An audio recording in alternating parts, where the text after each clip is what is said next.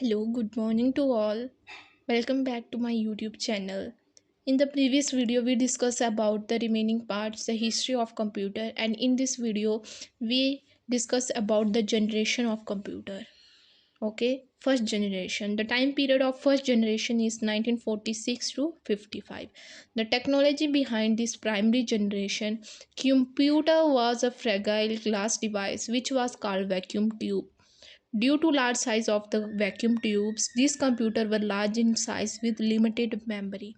First generation computers were used for calculation, storage, and control purpose. Example: ENIAC, ADVAC, UNIVAC.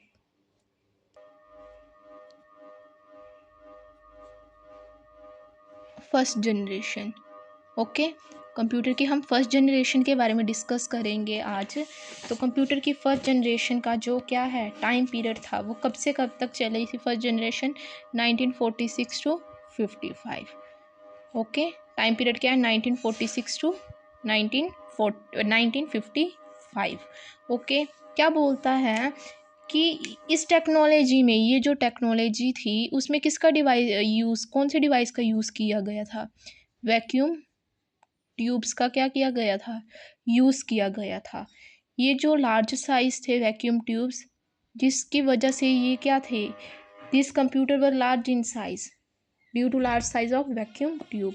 जो first generation computer है वो use किसके लिए किए जाते हैं? Used for calculation, storage and control purpose. Okay, किनका यूज़ इसके लिए किया? And control purpose. इसमें एग्जांपल क्या आएगी? ENIAC, EDVAC. ये जो कंप्यूटर थे उनका, ये फर्स्ट जनरेशन के ये जो कंप्यूटर थे टेक्स्ट और भी हैं, हम इन्हीं के बारे में पढ़ेंगे कि जो टेक्नोलॉजी थी behind primary generation computer was a fragile glass device था, उसे हम वैक्यूम ट्यूब कहते हैं। ये जो लार्ज साइज़ की वजह से जो ये वैक्यूम ट्यूब्स थे, इसलिए कंप्यूटर भी क्या थे, लार्ज इन साइज़ थे और क्या थी, लिमिटेड मेमोरी थी इनमें। तो फर्स्ट जनरेशन कंप्यूटर का यूज़ किसके लिए किया जाता है? कैलकुलेशन के लिए, स्टोरेज के लिए और कंट्रोल पर्पस के लिए। इनैक, एडवेक, एक्सेट्रा इसकी क्या है? एग्जाम्पल है फर्स्ट जनरेशन कंप्यूटर में। ओके, फिर आता था, ठीक है, इस में मेन इलेक्ट्रॉनिक कंपोनेंट क्या था? वैक्यूम ट्यूब्स था फर्स्ट जनरेशन में। और प्रोग्रामिंग लैंग्वेज कौन सी थी? मशीन लैंग्वेज का यूज़। और मेन मेमोरी क्या थी? मैग्नेटिक टेप्स और मैग्नेटिक ड्रम्स। और इनपुट आउटपुट डिवाइसेस कौन से थे? Punch card, paper tape. Speed and size क्या थी? Very slow and large in size थे ये फर्स्ट जनरेशन कंप्यूटर। अब हम इसके फीचर्स के बारे में पढ़ेंगे। This computer was the fast calculating device of that time. Okay, first क्या पढ़ी कि ये फास्ट कैलकुलेटिंग डिवाइस थे उस समय के। Air conditioning required because high electricity consumption and large heat generate की वजह से क्या चाहिए होता है? एयर कंडीशनिंग, मतलब फ़ैन लगे होते थे उसमें।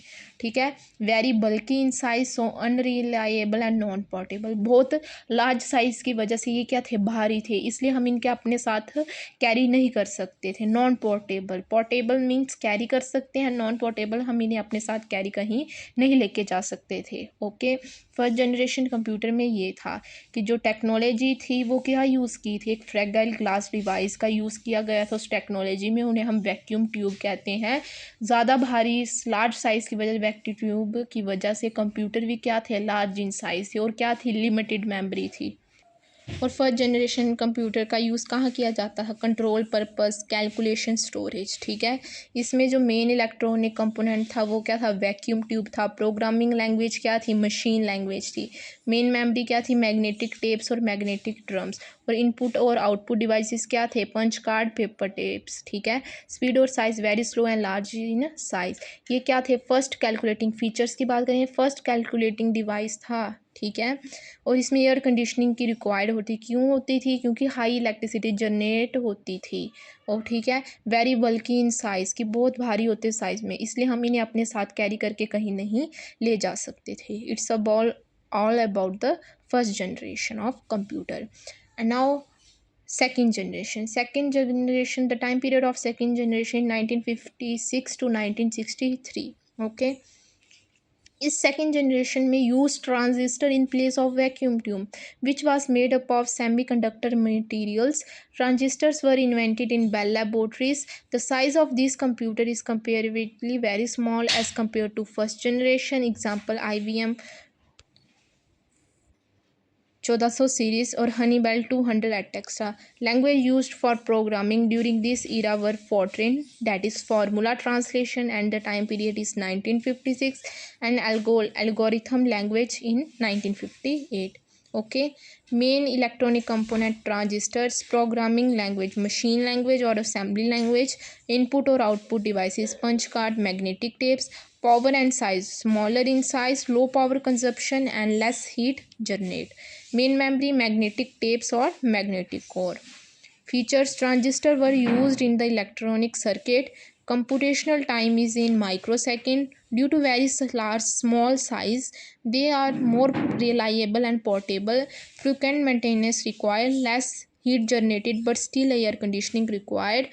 Required power to operate faster than first generation. ठीक है। सेकंड जनरेशन का टाइम पीरियड कब से कब तक था? 1956 टू 1963। इसमें क्या हो गया था? कुछ नहीं, सिंपल लैंग्वेज में हम बोलेंगे कि वैक्यूम ट्यूब्स की जगह क्या आ गए थे? ट्रांजिस्टर्स का यूज़ किया गया था। ये जो ट्रांजिस्टर्स है वो किसके बने होते हैं? Made up of semiconductor material. Okay, made of semiconductor material. Okay, ये था। फिर ट्रांजिस्टर कहाँ इन्वेंटेड? इन बेल लेबोरेटरीज में। Okay,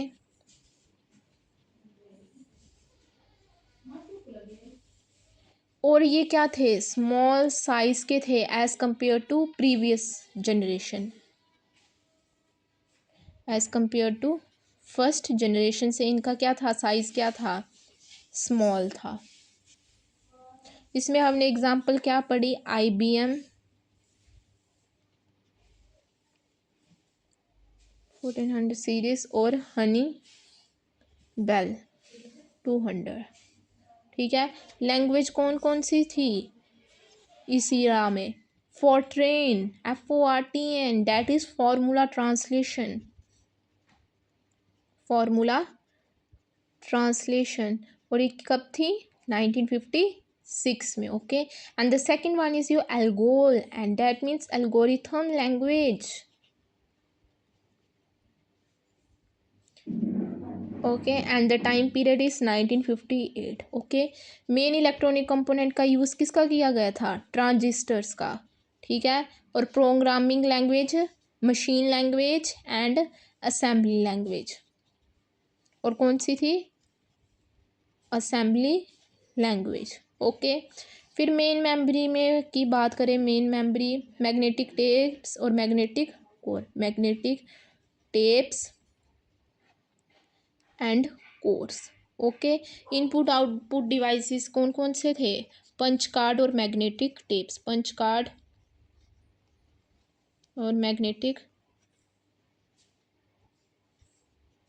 tapes. ठीक है।